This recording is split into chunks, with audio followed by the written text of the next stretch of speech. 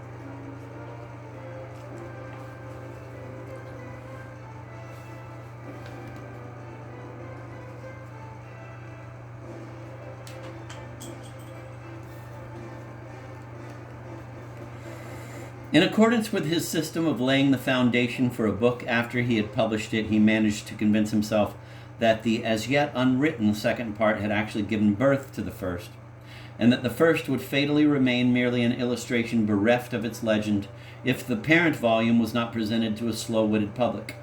In reality, he was to be hopelessly hampered by the autocratic form of the first part. When he attempted to compose the second, he was bound to act in much the same way as that murderer in one of Chesterton's stories, who was forced to make all the notepaper in his victim's house conform to the insolent shape of a fake suicide message.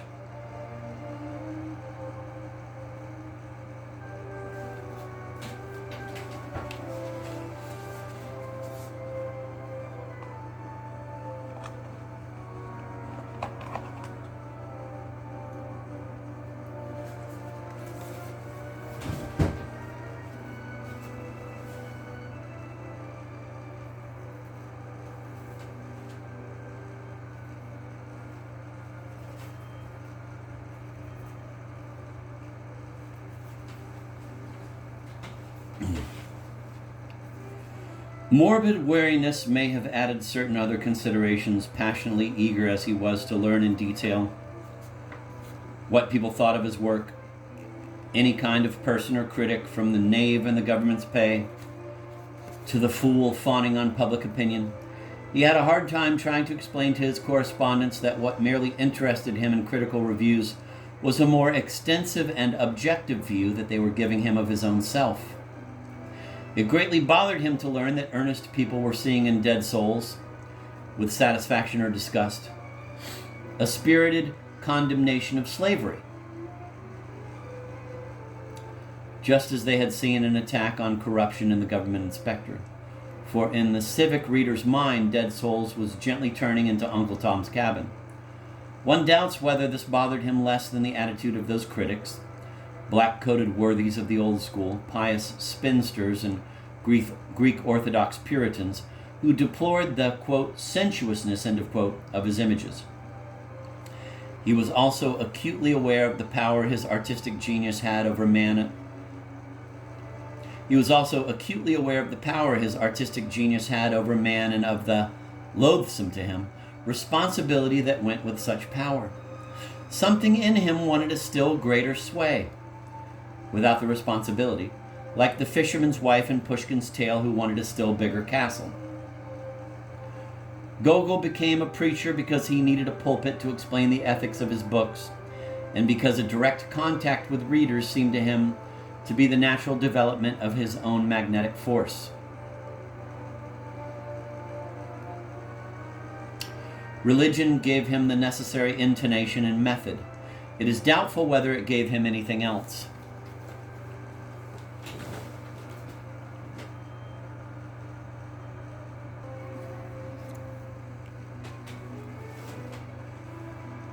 A unique rolling stone gathering or thinking he would gather, a unique kind of moss, he spent many summers wandering from spa to spa. His complaint was difficult to cure because it was both vague and variable. Attacks of melancholy when his mind would be benumbed with unspeakable forebodings, and nothing except an abrupt change of surroundings could bring relief. Or else a recurrent state of physical distress marked by shiverings, when no abundance of clothing could warm his limbs, and when the only thing that helped, if persistently repeated, was a brisk walk, the longer the better. The paradox was that while needing constant movement to prompt inspiration, this movement physically prevented him from writing. Still, the winters spent in Italy in comparative comfort were even less productive than those fitful stagecoach periods.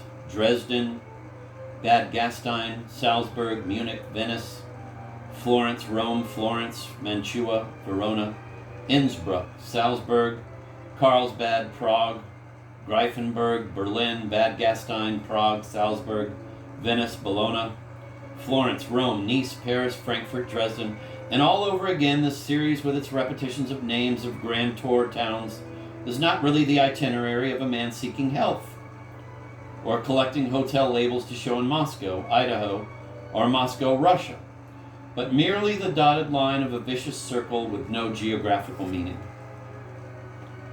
Gogol's spas were not really spatial. Central Europe for him was but an optical phenomenon, and the only thing that really mattered, the only real obsession, the only real tragedy, was that his creative power kept steadily and hopelessly ebbing away. When Tolstoy surrendered the writing of novels to the ethical, mystical, and educational urge, his genius was ripe and ruddy. And the fragments of his imaginative work posthumously published show that his art was still developing after Anna Karenina's death. But Gogol was a man of few books, and the plans he had made to write the book of his life happened to coincide with the beginning of his decline as a writer, after he had reached the summits of the government inspector, the overcoat, and the first volume of Dead Souls.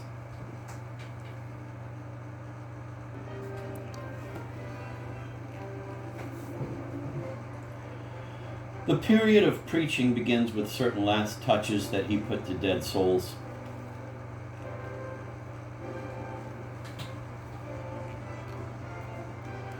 Those strange hints at a prodigious apotheosis in the future. A peculiar biblical accent swells the contours of his sentences in the numerous letters he writes to his friends from abroad. Quote, "Woe to those who do not heed my word. Leave all things for a while. Leave all such pleasures that tickle your fancy at idle moments. Obey me. During 1 year only, attend to the affairs of your country estate," end of quote. Sending landowners back to face the problems of country life with all the contemporary implications of the business. Unsatisfactory crops, disreputable overseers, unmanageable slaves, idleness, theft, poverty, lack of economic and spiritual organization becomes his main theme and command. A command couched in the tones of a prophet ordering men to discard all earthly riches. But despite the tone, Gogol was ordering landowners to do exactly the opposite, although it did sound like some great sacrifice that he was demanding from his bleak hilltop in the name of God. Leave the great town where you are frittering away your precarious income and return to the lands that God gave you for the express purpose that you might grow as rich as the black earth itself, with robust and cheerful peasants gratefully toiling under your fatherly supervision. Quote, "The landowners," end of quote, "business is divine." This was the gist of Gogol's sermon. One cannot help noting how over-eager he was not only to have those sulky landowners and disgruntled officials return to their provincial offices, to their lands and crops, but also to have them give him a minute account of their impressions.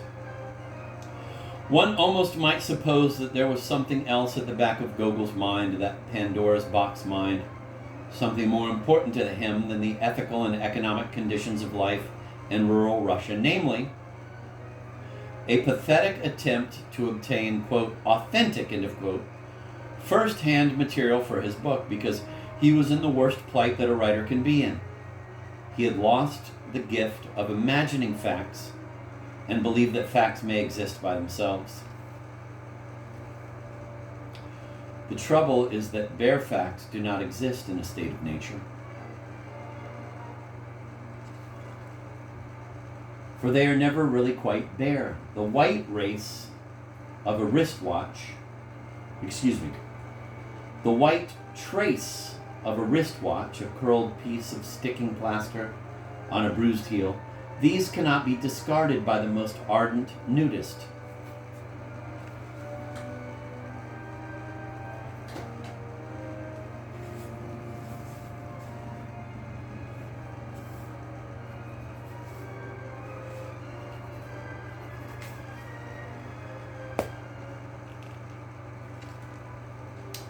I will begin that sentence again.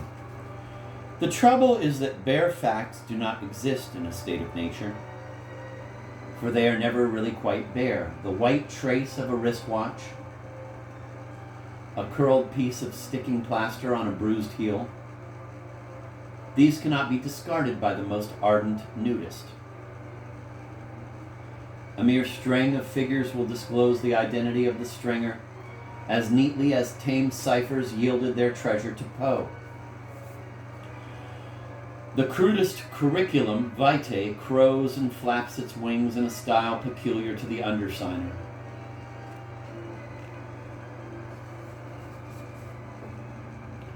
I doubt whether you can even give your telephone number without giving something of yourself. But Gogol, in spite of all the things he said about wishing to know mankind because he loved mankind, was really not much interested in the personality of the giver. He wanted his facts absolutely bare, and at the same time he demanded not mere strings of figures, but a complete set of minute observations. When some of his more indulgent friends yielded reluctantly to his requests and then warmed up to the business and sent him accounts of provincial and rural affairs, they would get from him a howl of disappointment and dismay instead of thanks. For his correspondence were not Gogol's, They had been ordered by him to describe things, just describe them.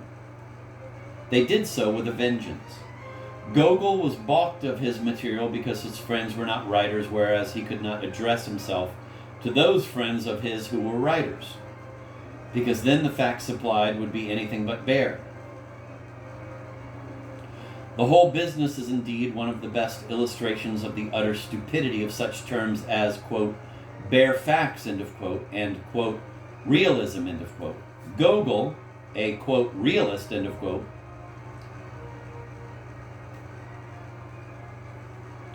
there are textbooks that say so, and very possibly Gogol himself, in his pathetic and futile efforts to get the bits that would form the mosaic of his book from his readers themselves, surmised that he was acting in a thoroughly rational way. It is so simple, he kept on peevishly repeating to various ladies and gentlemen, just sit down for an hour every day and jot down all you see and hear. He might as well have told them to mail him the moon, no matter in what quarter. And never mind if a star or two and a streak of mist get mixed up with it in your hastily tied blue paper parcel.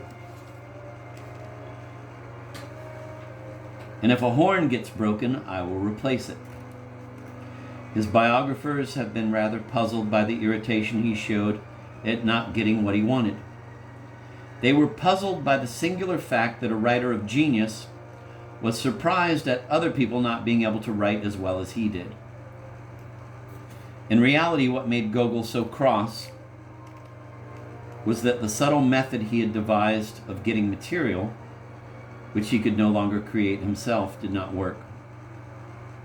The growing conscience of his impotence became a kind of disease, which he concealed from himself and from others.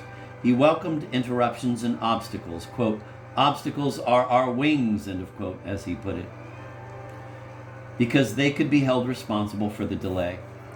The whole philosophy of his later years, with such basic notions as, quote, the darker your heavens, the more radiant tomorrow's blessings will be, end of quote, was prompted by the constant feeling that this morrow would never come.